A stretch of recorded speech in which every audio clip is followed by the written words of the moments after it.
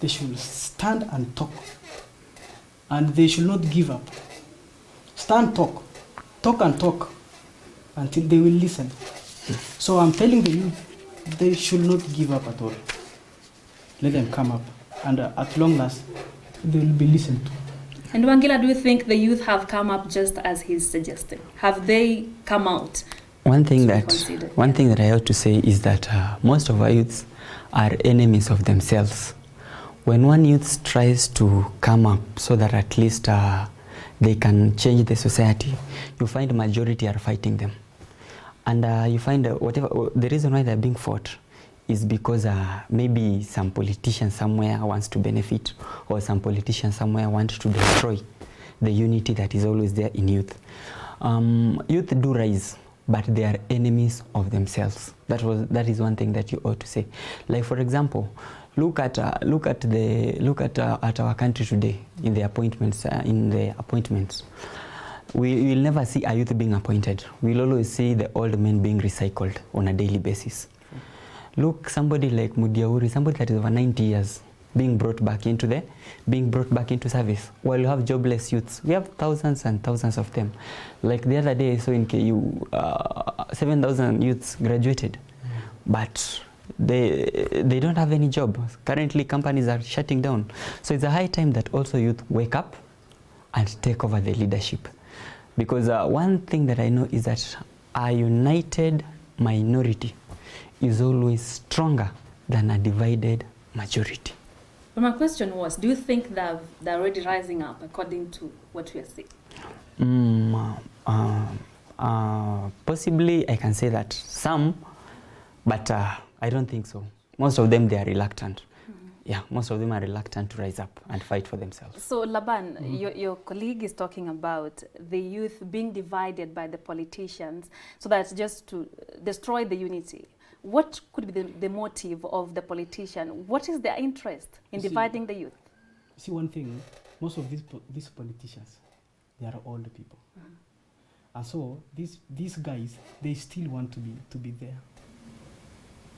And so when they see a young person, they are worried about that. It's because the young people, they have energy. They have got the energy to lead and to do anything. And the youth are the backbone of the nation. And so, what happened to these old people, when they see the youth rising up, they will strike them. And that's why today we are telling our youths that have wisdom. Stand, let us support each other. It's because this nation is becoming sick. And we need to save this nation. And the only way that we are going to do this is to make sure that we put youth there. Let us stand for a youth. Because a youth, they have ideas. They are educated in universities. And I believe they can take this nation to a step where it is required. And in your experience as a leader, you are a student leader, and have you experienced a case whereby you trying to rise up, but there is kind of resistance from other leaders? What's your personal experience about that, just in case you have one? Yeah, I've got some in the past. And where you try to raise, but you have got some other youths that fight you because of maybe the external forces from these politicians. But what you usually do, we just have these harmony talks, and we agree together. So on my view concerning his point, concerning your point that the past experience that we've had, yes, I can give you an example. Like in my area of jurisdiction where we operate, there is a certain MP. I'll not mention his name, but he knows himself. That MP is always very rude to you. You go to ask there about, for example, the bursary issues in that constituency. The MP, the way he talks, he always talks very rude to you. He will never even respond to you. You find students are calling off. When you tell your fellow youths, we need to rise so that we strike this guy. We need to take this guy to court. We need to go to the streets so that this guy can listen to us. The MP comes, pays some few people. Those people, when they are still paid, the youth? within the same youths, then they start fighting you back. While the same youth, they are the people that you're fighting for them. It is really frustrating. That's why we say these are most of these are youth. They are being bought by very little shillings by these politicians, like even 500 bob, 200 bob. That's whatever they are always given. So you find they sacrifice the lives of others for the sake of only 500 bob, which is so bad. And now that you guys are upcoming leaders, what will you change just in case you get to those positions? And then now you also start buying and selling. What will you do differently? You see, in leadership, we say that leadership requires wisdom and intelligence. Wisdom is determined by age. Intelligence is determined by exposure. So we as the youths, I always tell my people, let's do this. Let us always seek guidance from the older men, back who we know they are straightforward. Then let us use our intelligence that we've acquired from books and all other sources, so that at least we can lead a very good. Once you are in that leadership position, you become somebody that is helpful to others. Like for example, you take in my area, think you can go and ask them. I always have that freedom so that anyone can do what they feel like is right. Yeah. Right now, in the recent past, we witnessed Mombasa attack, and these guys were the youth. Yet the youth you want to lead us. Someone may argue that if you want leadership, then you will slash everybody around. What's your take on that, Laban? Take it up. I think what I would say about that is that in leadership, we need to have an integral values. Our leader should be integrity. Yeah. And that's why the other time the president was saying that the religious part of the nation should be on practice. Let's teach our children all about religion, Muslim, Christianity, because it has some values. And so our message to our youths and to everyone is that it's very important when you observe whatever you have, whatever your religious part, so that it will help us to maintain this thing. We cannot have these fights and what, because you'll be knowing that something is not okay to do to the society. So that will help us. Just to touch on that, to add on that one, whatever Laban has said about your question about the Mombasa leaders, Mombasa chaos. Yeah. These people, as the police had already reported, there are some politicians who are involved in these matters. But you find whatever is destroying our youths is unemployment. And this unemployment is whatever the political class is capitalizing on. Because youths right now are desperate to do anything to earn a living. Yeah. So if they are desperate to do that, even if you give him what, so that they can go and do what, it's okay. They are always there to do it. Then look at the coast region. That one is a drug belt. No one is fighting. No one is talking about that. But you know, these people that are involved in these issues, these are drug barons. They are just trying to create commotion, the way police were saying the other day, so that at least they can shift their attention and maybe watishe watu, but which is not going to work. I'm urging I know we have leaders in Mombasa who are youths. I'm urging the likes of Fikirini Jacobs. These people are sane youths. Let them sit down with the people. Let them talk to the people. Yeah. It is not a must that this issue about unemployment, we can sort it as youths. If we sit down, look at where the problem has come from, because those chaos in Mombasa that we witnessed were done by people who are by youth who are just idling. But these guys, wait, one of these groups, I don't know whether it is the Wakali Kwanza. Yes, one of these groups was actually a football club. I mean, football clubs pay, but why would the youth abandon the youth club and then they come now and start slashing people in the name of getting money because they lack employment? Up to that point, I think I've not done a good research to know if they were footballers, but I think one group was. Yeah. One group was for footballers. A football club. But as we understand, in this country, go and ask how many people that play football and are being paid well. None. So you just play your football. Wanyama, when you play outside this country, but when you're playing within this nation, you don't expect anything good. I think what I said before will help. Let those people, we know our youth, some of youths, and they are in different professions, right?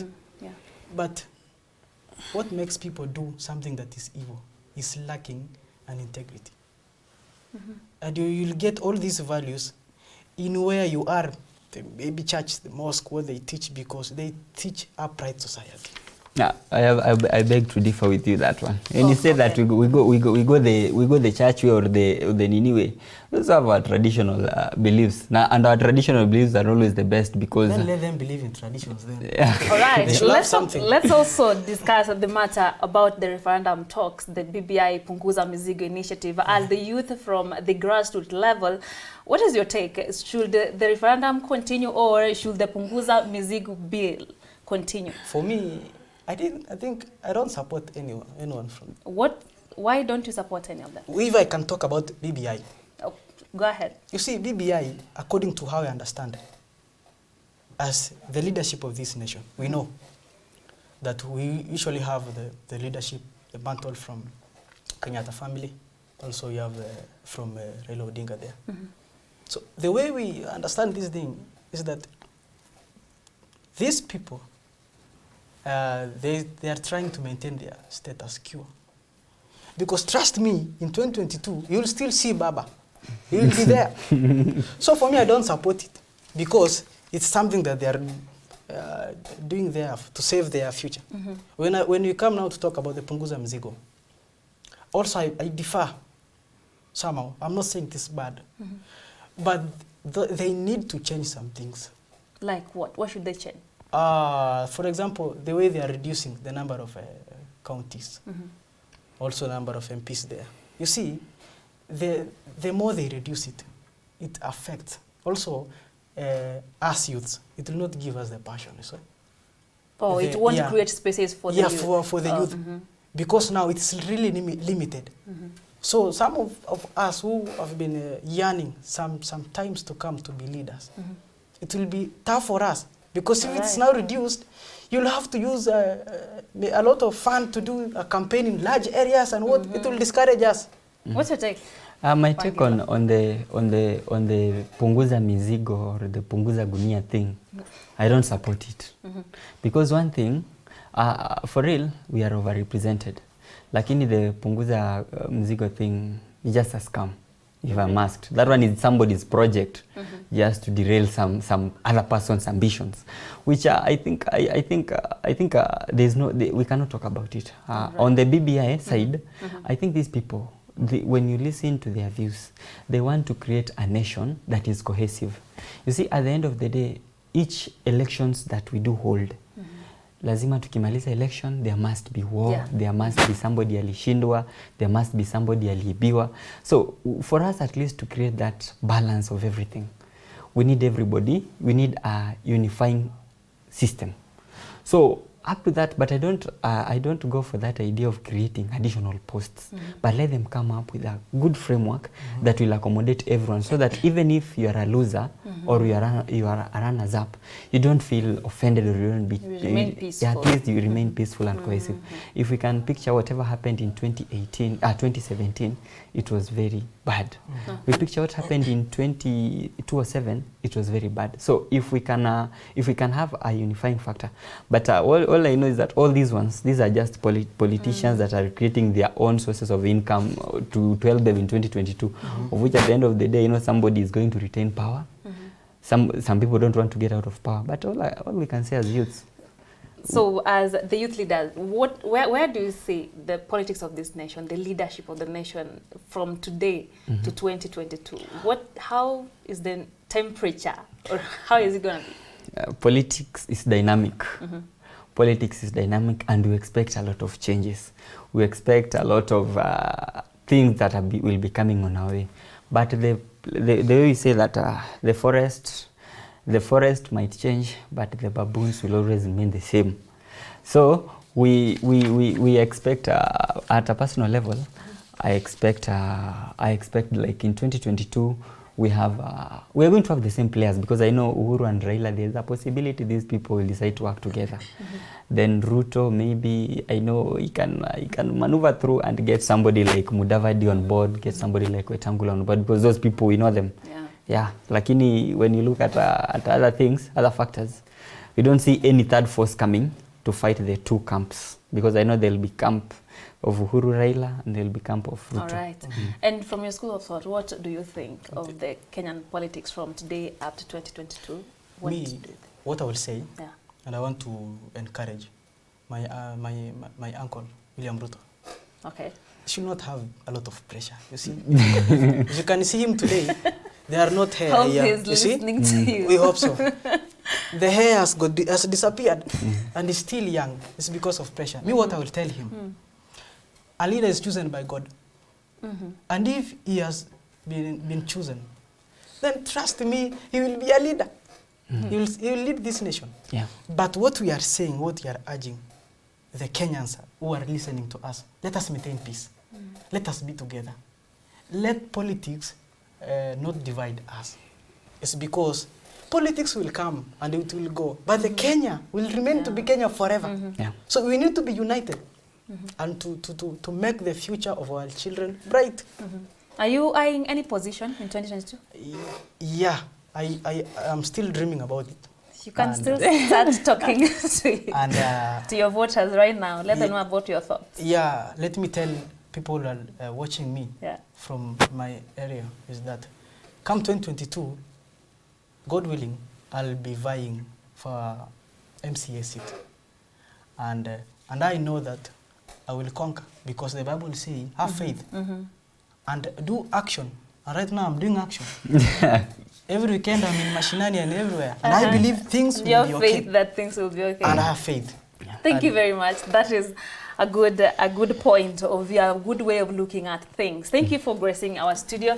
Thank you This very is much. Wangila and Labana here with us tonight. You are discussing matters politics, and we wish them all the best as the youth of as leaders of tomorrow. But they say they are the youth, the leaders of today. On, or rather, we'll be taking a very short break, but we'll be back with more from the world of sports. Keep it right here.